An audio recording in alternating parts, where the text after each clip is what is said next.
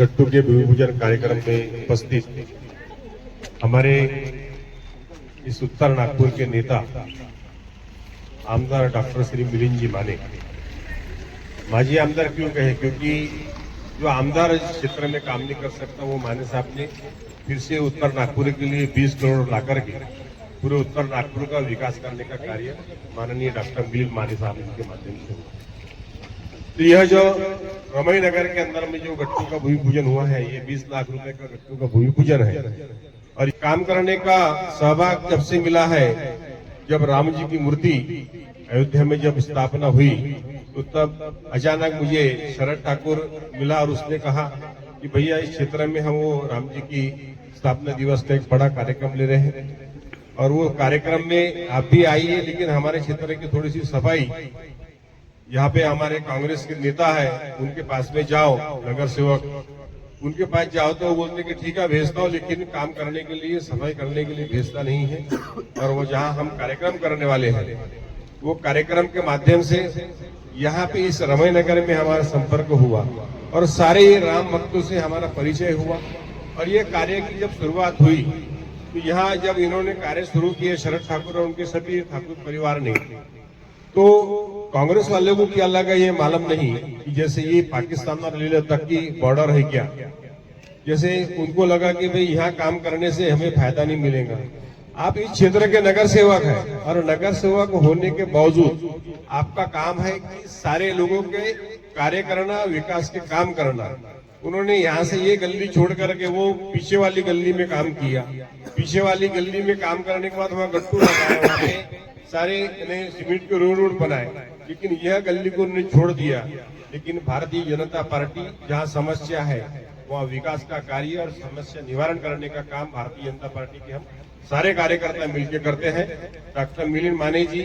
नागपुर शहर के हमारे इस उत्तर नागपुर के नेता है, माजी आमदार है, परंतु आज भी इस उत्तर नागपुर के लिए फंड लाने के लिए वो हमेशा तत्पर खड़े रहते हैं। उन्होंने उत्तर नागपुर के लिए 20 करोड़ रुपए का फंड लाया और विविध क्षेत्र के अंदर में इस प्रभाग नंबर 2 के अंदर ही लगभग 7 काम है, जिसमें कॉलेज के पास में भी जो एक रोड पिछले अनेक वर्षों से लोगों ने राउत के पास में निवेदन दिया, वहाँ के नगर सेवक को निवेदन दिया, परंतु नगर सेवकों ने उनका कार्य नहीं किया। लेकिन माने साहब के माध्यम से वहाँ फिर से कॉलेज के पास का भी एक रोड का भी शायद 50 लाख रुपए का वो काम है। ऐसे अनेक 7 काम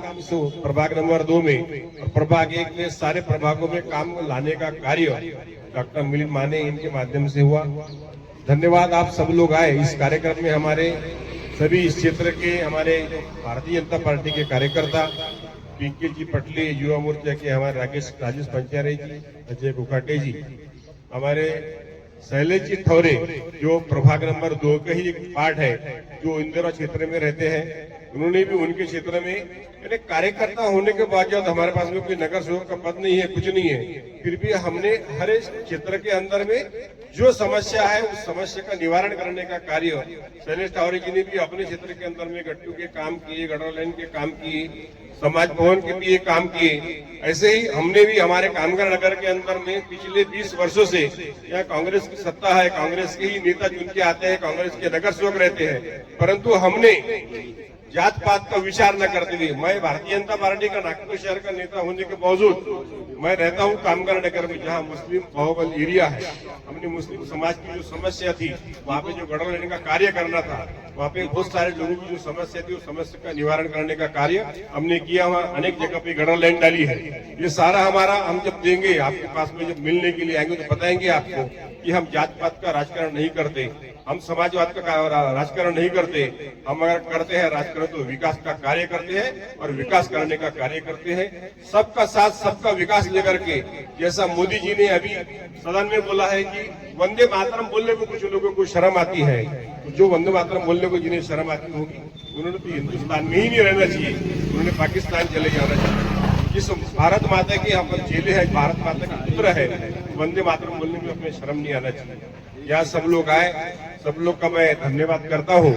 आने वाले समय पे नागपुर महानगर पालिका के चुनाव होने जा रहे हैं। आप सब लोगों से ये विनती करता हूँ कि भारतीय जनता पार्टी के हमारे कार्यकर्ता जो भी यहाँ से उम्मीदवार रहेंगे,